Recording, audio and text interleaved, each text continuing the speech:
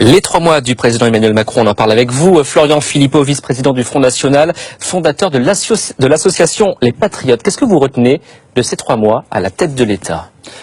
Je crois que je retiens, comme la majorité des Français, une grande désillusion. Je dirais pas déception parce que je n'attendais pas grand-chose, vous l'avez compris, d'Emmanuel Macron. J'ai l'impression qu'on revit toujours les mêmes choses après le mandat Sarkozy, l'arrivée de Hollande, maintenant l'arrivée de Macron. Ça va juste de plus en plus vite, en fait. Les Français, je crois, ils vont finir par comprendre qu'en réalité, ils élisent toujours les mêmes. Donc ça vous étonne pas la chute brusque? Mais non, mais ils élisent des gens qui n'ont pas du tout le pouvoir. Ils élisent des gens qui sont là pour dérouler un agenda qui est celui de l'Union européenne. Alors ça se voit par les premières mesures, baisse des aides au logement, c'était demandé par la Commission européenne depuis 2014. La loi travail, on sait que c'est une grande revendication de l'Union européenne. L'augmentation du nombre de migrants qui arrivent, même chose, liée à Schengen et à la politique migratoire de l'Union européenne. Et viendront bientôt la réforme des retraites, la fragilisation du CDI, etc., etc.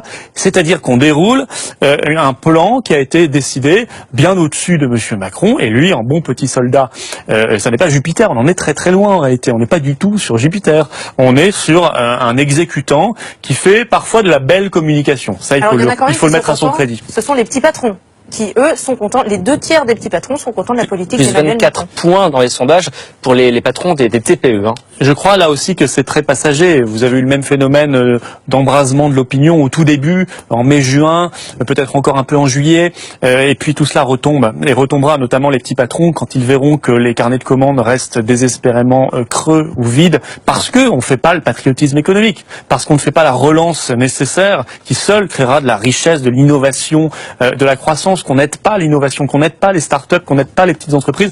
Alors ils verront comme les autres que M. Macron, ça n'est pas la panacée. Mais au-delà du fond, parce que là on parle de fond, il y a la gouvernance.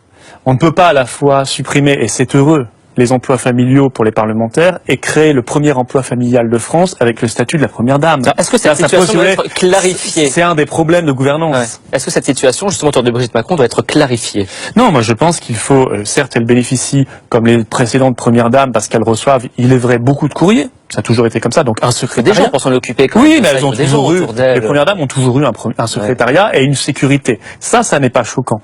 Par contre, institutionnaliser la fonction, créer des postes de collaborateurs, les pérenniser et donc les amener à être inflationnistes, ça coûtera de plus en plus cher. C'est une tendance naturelle dans toute administration. Ça, c'est très mauvais et c'est un signal, non seulement c'est mauvais pour les finances publiques, mais c'est un signal moral, éthique, dramatique. On ne crée pas le premier emploi familial de France comme, et je le mets sur le même plan, pour moi c'est un problème de gouvernance, quand on est président de la République, on n'est pas petit chef autoritaire à faire des crises, à piquer des crises comme il l'a fait avec le général de Villiers. Est-ce qu'il n'y a pas quand même un point sur lequel vous pouvez être en accord avec le président Macron? Je pense notamment à la nationalisation des chantiers navals STX. Oui, parce que pour le coup... Est-ce que là-dessus vous pouvez dire oui, ça a été bien fait? Ben oui, puisqu'il nous a rejoints. Puisque quand on lui avait expliqué pendant la campagne présidentielle qu'il fallait nationaliser les chantiers navals de Saint-Nazaire, éviter que ça passe dans des mains hostiles et concurrentes italiennes, et il faut vérifier que ça ne sera pas fait dans les semaines qui viennent, et il fallait nationaliser, il nous expliquait que ça n'était pas possible, pas souhaitable. Finalement, il le fait, donc il nous rejoint, donc tant mieux, et j'ai dit qu'il avait une maîtrise de la communication, mais c'est à la fois fallacieux, parce que ça trompe les gens, qui étaient assez habiles. Un peu moins ces derniers temps, mais les premiers mois, il a été assez bon sur l'utilisation de symboles nationaux, comme le Louvre, comme Versailles, comme les Invalides, etc., etc. Ça a peut-être fait plaisir, ça a sûrement fait plaisir aux Français, mais ça n'est que de la communication.